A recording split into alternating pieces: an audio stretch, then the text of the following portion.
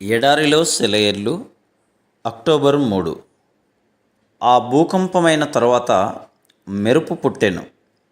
మెరుపు ఆగిపోగా మిక్కిలి నిమ్మలముగా మాట్లాడు ఒక స్వరం వినబడెను. మొదటి రాజులు 19:12. ఒక ఆమె ప్రభువును గురించిన అనుభవంలో, అవగాహనలో చాలా త్వరితగతిన ముందడుగు వేసింది. దీనిలోని రహస్యం ఏమిటి అని అడిగితే, ఆయన స్వరాన్ని జాగ్రత్తగా కనిపెట్టి వినాలి అని చెప్పింది.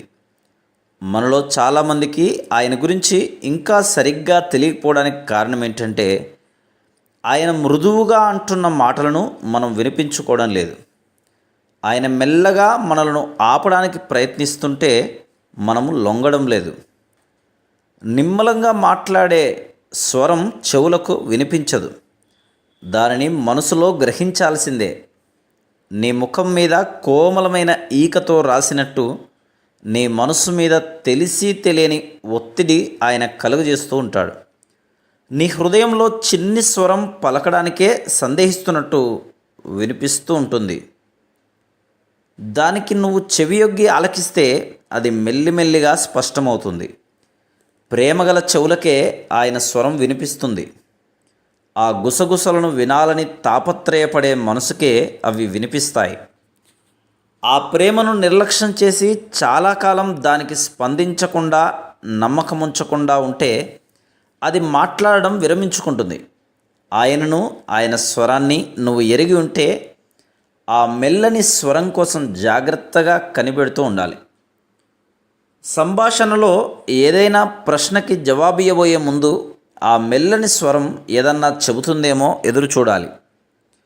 ఒక మార్గం ఉత్తమమైనదిగా నీ ఎదుట కనబడినప్పుడు, నీ ఆత్మలోకి ఒక స్పష్టమైన నమ్మకం ప్రవేశించినప్పుడు దానిని గురించి వివేచించు.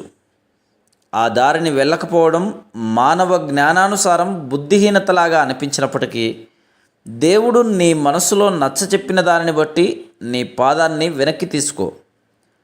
ఆయన చిత్తం అర్థమయ్యేదాకా దేవుని ఎదుట కనిపెట్టు.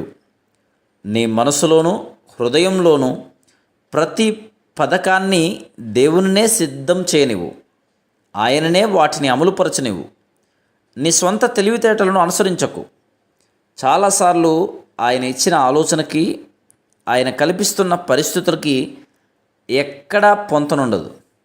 ఒక్కొక్కసారి దేవుడు తనకు వ్యతిరేకంగా తానే పనిచేస్తున్నట్లు అనిపిస్తుంది. కేవలం విని ఆయనకు లోబడు.